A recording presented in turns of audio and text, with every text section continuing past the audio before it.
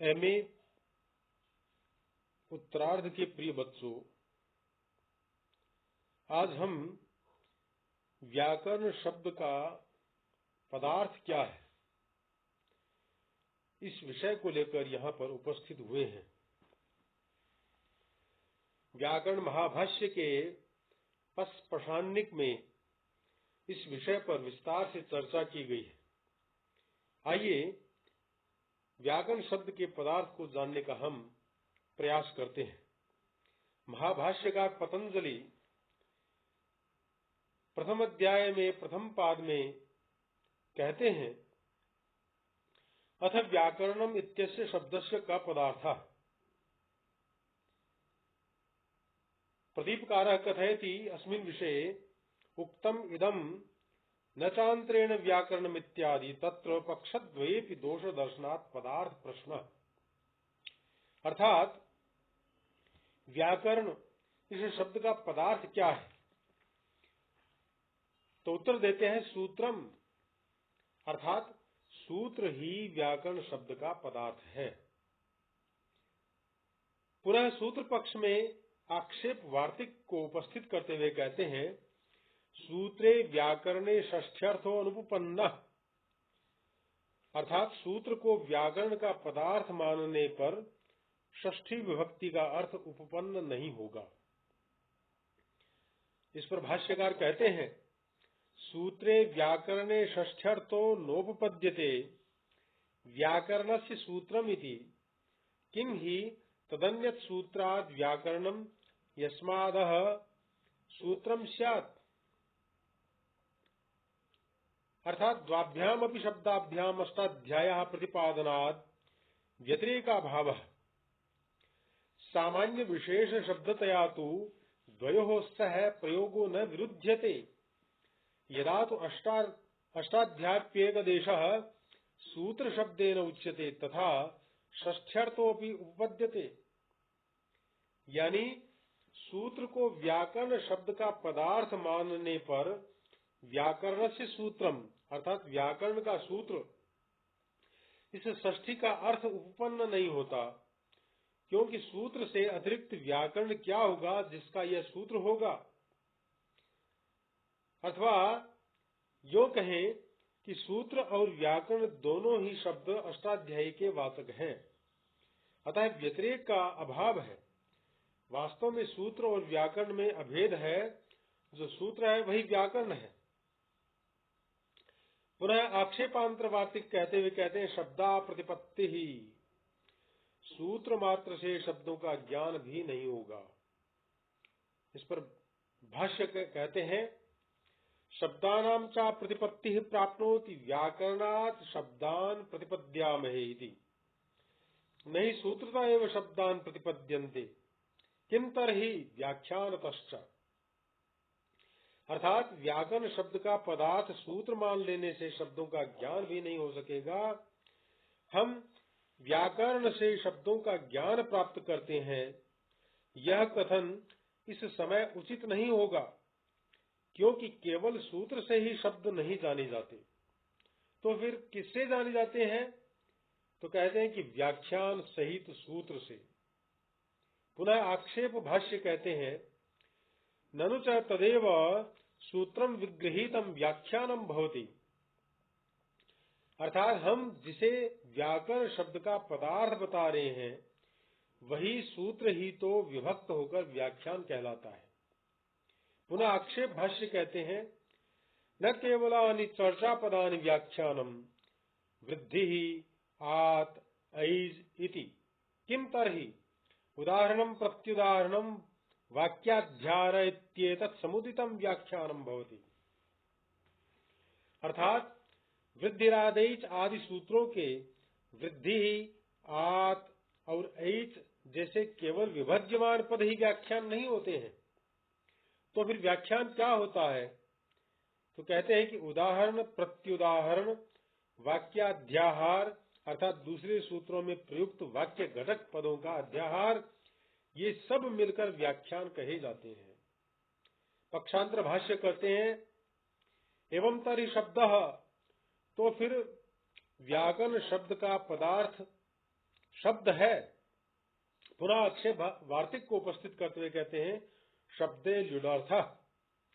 शब्द को व्याकरण शब्द का पदार्थ मानने पर ल्युडार्थ संगत नहीं होगा।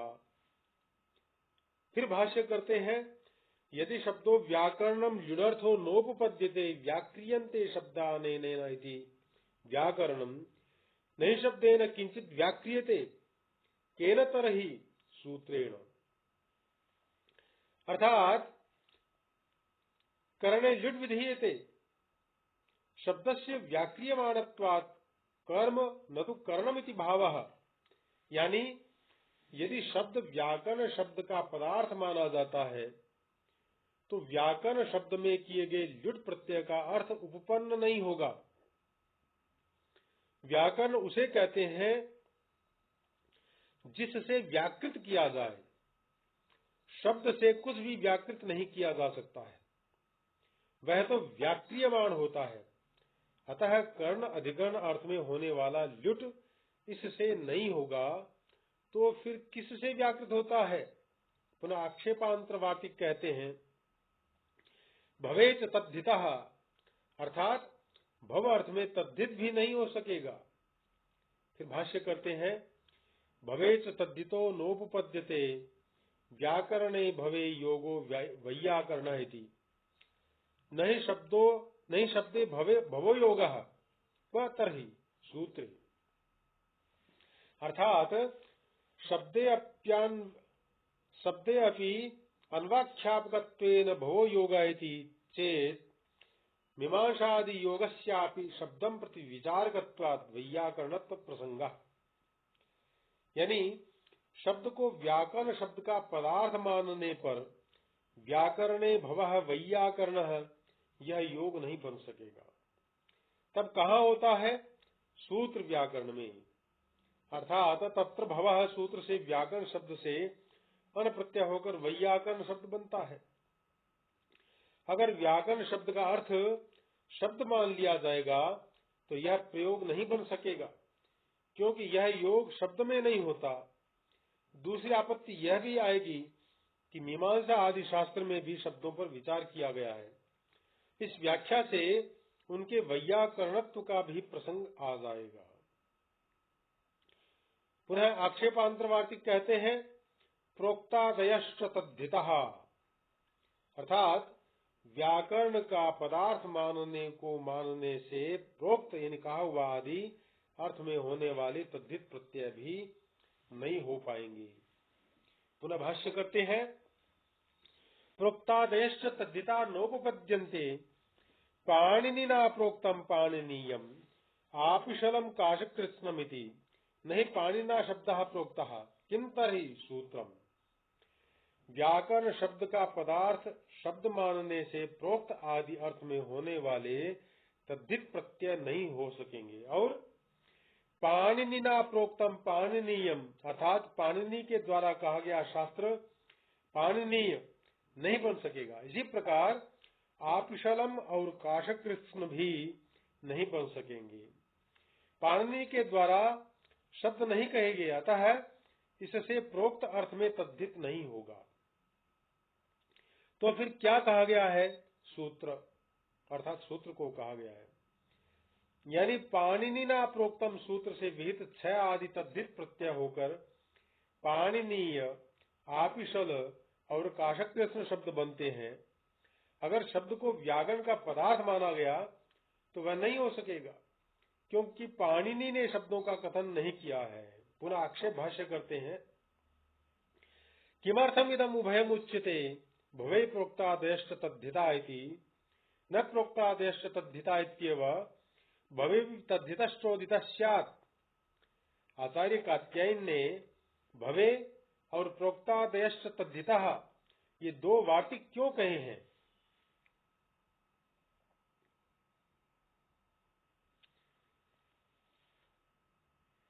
तो ये प्रश्न उठता है ये 2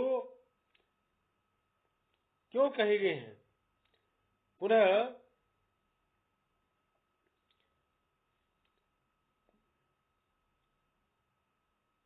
कहते हैं कि किमर्थम इदम उभयम उच्यते भवे प्रोक्तादेश्च तद्धिता इति न प्रोक्तादेश्च तद्धिता इत्येव भवेपि तद्धितश्चोदितः स्यात्। आचार्य यानी आचार्य कात्यायन ने भवे और प्रोक्तादेश्च तद्धिता ये दो वार्तिक क्यों कहे हैं? क्या प्रोक्तादेश्च तद्धिता इस एक वार्तिक से ही भव अर्थ में तद्धित आपादित नहीं होता? इसका परिहार भाष्य करते हुए कहते हैं, पुरस्तादिदम आचार्येण दृष्टम भवेच तद्धिता इति तत्पठितम तथा उत्तर कालम इदम दृष्टम प्रोक्तादेश्च तद्धिता इति तदपि पठितम न तेदानीम आचार्या सूत्राणि कृत्वा निवर्तयन्ति। पहले आचार्य ने भवेच तद्धिता देखा, इसे पढ़ दिया, इसके बाद प्रोक्तादेश्च देखा, उसे पढ़ दिया। एक बार सूत्रों की रचना कर देने के बाद आचार्य उससे निवृत्त नहीं होते हैं।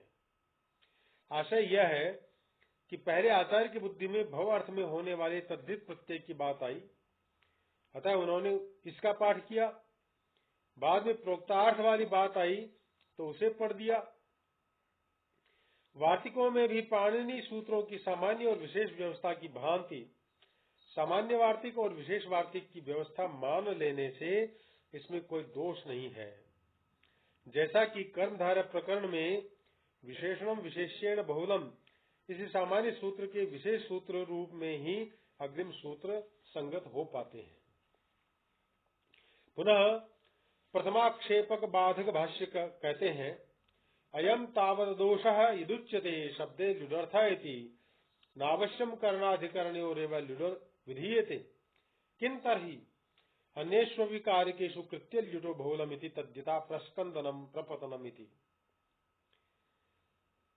प्रदीपः कथयति अस्मिन् विषये यद्यप्ययम् भीमादिस्तथापि कृत्य ल्युटो बहुलम् इत्यस्यैव भीमादि उपादान इत्ययम् प्रपंच इति भावः। अर्थात जो ये कहा गया कि शब्द को व्याकरण शब्द का पदार्थ मान लेने से ल्युट का अर्थ नहीं बन सकेगा, यह कोई दोष नहीं है, क्योंकि ल्युट केवल कर्ण और अधिकरण अर्थ में ही नहीं होता है, तो फिर कहाँ होता है? अन्य कारकों में भी कृत्य ल्युटो बहुलम सूत्र से ल्युट होता है, जैसे प्रस्कंदनम प्रपतनम इत्यादि। यानी प्रस्कंदनम और प्रपतनम उस स्थान को कहते हैं जहां से किसी वस्तु को गति मिलती है या जहां से वह गिरती है। इन दोनों में अपादान अर्थ में कृत्य ल्युटो बहुलम सूत्र से ल्युट प्रत्यय हुआ है। यद्यपि ये दोनों शब्द भीमादि हैं, तथापि वह भीमादि उपादान इसी सूत्र का विस्तार है। पुनः कर्ण ल्युट समर्थन भाष्य करते हैं, अथवा शब्दैरपि शब्दा व्याक्रियन्ते तद्यथा गौरित्युक्ते सर्वे संदेहा निवर्तन्ते नाशो न गर्दभ इति। अर्थात शासनादि मत इति यदा कंचित प्रति अयम गौः इत्युच्यते तदा तत्र वाचकान्तराणां निवृत्तिः कृता भवति। एवं एकस्मिन् उदाहरणे उपन्यस्ते सर्वाणि तत्सदृशानि शब्दांतराणि प्रतीयन्ते। यानी अथवा शब्द से भी शब्द व्याकृत होते हैं, जैसे गो यह कहने से सभी संदेह दूर हो जाते हैं कि यह गौ ही है, अश्व या गर्दभ नहीं है। यानी किसी उत्तम वृद्ध के द्वारा अयम गो कहे जाने पर जिज्ञासु को यह ज्ञान हो जाता है कि प्रत्यक्ष विद्यमान गल कंबल पूंछ आदि वाला प्राणी पशु गो ही है, अश्व गर्दभ आदि नहीं। इसका आशय यह हुआ कि जिस प्रकार व्याकरण से शब्द व्याकृत किए जाते हैं, इसी प्रकार शब्द से भी व्याकृत होते हैं। पुनः अनुद्धृत दोष प्रदर्शक भाष्य करते हैं, अयम तर्हि दोषः भवे प्रोक्तादेश तद्धिता इति। शब्द पक्ष में ल्युट का दोष निवृत्त हो जाने पर भी भव और प्रोक्तादि अर्थ में तद्धित प्रत्ययों का दोष तो बना ही है। पुनः समाधान भाष्य करते हुए कहते हैं, एवं तर्हि यदि ऐसा है तो पुनः सिद्धांत वार्तिक कहते हैं, लक्ष्य लक्षणे व्याकरणम, अर्थात लक्ष्य और लक्षण के समुदाय में व्याकरण शब्द का प्रयोग होता है। पुनः भाष्य करते हैं, लक्ष्यम च लक्षणम चैतत् समुदितम व्याकरणम भवति किम पुनर्लक्ष्यम किम वा लक्षणम शब्दों लक्ष्य है सूत्रम लक्षणम, अर्थात लक्ष्य और लक्षण दोनों समुदित होकर व्याकरण होते हैं। तो फिर लक्ष्य क्या है और लक्षण क्या है? तो कहते हैं कि शब्द लक्ष्य है, व्याकरण लक्षण है। अर्थात व्याकरण शब्द को योग रूढ़ि के कारण लक्ष्य लक्षण समुदाय परक माना गया है। जैसे वृक्षस्य शाखा में वृक्ष और शाखाओं में समुदाय और अवयव की विवक्षा में षष्ठ्यर्थ उत्पन्न हो जाता है, उसी प्रकार व्याकरण से सूत्रम, इसमें भी षष्ठ्यर्थ की उत्पत्ति हो जाती है। शब्द ज्ञान लक्ष्य लक्षण समुदाय से होता है, अतः व्याकरणात् शब्दान प्रतिपद्यामहे, इसमें व्याकरण प्रयोज्य शब्द ज्ञान विषयक व्यवहार उत्पन्न हो जाता है। इसी प्रकार व्याकृतिक क्रिया का कर्ण भी लक्ष्य लक्षण समुदाय है, अतः कर्ण में जुट की उत्पत्ति हो जाती है। लक्ष्य लक्षण समुदाय एक देश से अभिन्न है, अतः भव और प्रोक्त अर्थ में तद्धित प्रत्यय उत्पन्न हो जाते हैं। पुनः समाधान बाधक भाष्य करते हैं, एवं अप्ययम दोषः समुदाय व्याकरण शब्दः प्रवृत्तो व्यवे नोपद्यते, सूत्राणि चापि ध्यानः सूत्राणि च अपि अधीयानः इष्यते वैयाकरण इति। अर्थात समुदाय अर्थ में प्रवृत्त व्याकरण शब्द अवयव शब्द मात्र या सूत्र मात्र में उत्पन्न नहीं होगा, केवल सूत्र पढ़ने वाले के लिए भी वैयाकरण शब्द का प्रयोग आचार्य को अभिष्ट है, इस प्रकार ये दोष है। पुनः समाधान भाष्य करते हैं, समाधान साधक भाष्य कहते हैं कि नैषः दोषः समुदायेषु शब्दा प्रवृत्ता अवयवेषु अपि वर्तन्ते, तद्यथा पूर्वे पांचालः उत्तरे पांचालः तैलम भुक्तम घृतम भुक्तम शुक्लो नीलः कपिलः कृष्णः इति। एवं अयम समुदाय व्याकरण शब्द प्रवृत्तो अवयवेषु अपि वर्तते। अर्थात ये दोष नहीं है, क्योंकि समुदाय अर्थ में प्रवृत्त शब्द अवयव अर्थ में भी प्रयुक्त होता है। जैसे पूर्वे पांचालः उत्तरे पांचालः तैलम भुक्तम घृतम भुक्तम शुक्लः नीलः कपिलः कृष्ण इत्यादि। इसी प्रकार समुदाय में प्रवृत्त व्याकरण शब्द अवयव अर्थ में भी है, यानी जनपद के अन्य भाग की विवक्षा न होने से पूर्व उत्तर रूप जनपद के एक देश में पांचालत्व का आक्षेप करके पूर्वे पांचालः और उत्तरे पांचालः शब्दों का प्रयोग किया गया है। तैलम भुक्तम और घृतम भुक्तम में औषध संस्कृत घृत तैल मात्रा के लिए प्रयुक्त हुए हैं। इसी प्रकार शुक्ल आदि का प्रयोग अशुक्ल दूसरे अवयवों में समुदाय के शुक्लत्व का आरोप करके किया गया है। अर्थात शुक्ला शुक्ल तंतु रूप अवयव के समुदाय रूप अर्थ में शुक्लता के कारण अशुक्ल अवयव में शुक्ल का व्यवहार किया गया समझना चाहिए। पुनः प्रथम पक्षाभ्युपगम भाष्यम अथवा पुनरस्तु सूत्रम, अथवा व्याकरण शब्द का अर्थ सूत्र ही रहे। प्रथमाक्षेप स्मरण भाष्य करते हैं, ननु चोक्तम सूत्रे व्याकरणे षष्ठ्यो अनुपन्ना इति। आपने तो पहले कहा है कि सूत्र को व्याकरण शब्द का अर्थ मान लेने पर षष्ठ्यर्थ उपपन्न नहीं होगा। पुनः प्रथम आक्षेप निराश भाष्य करते हैं, नैषः दोषः व्यपदेशिवत् भावेन भविष्यति। अर्थात ये दोष नहीं है। अस्तु, आज हम इतना ही भाष्य करेंगे, पुनः अग्रिम वीडियो में उपस्थित होंगे।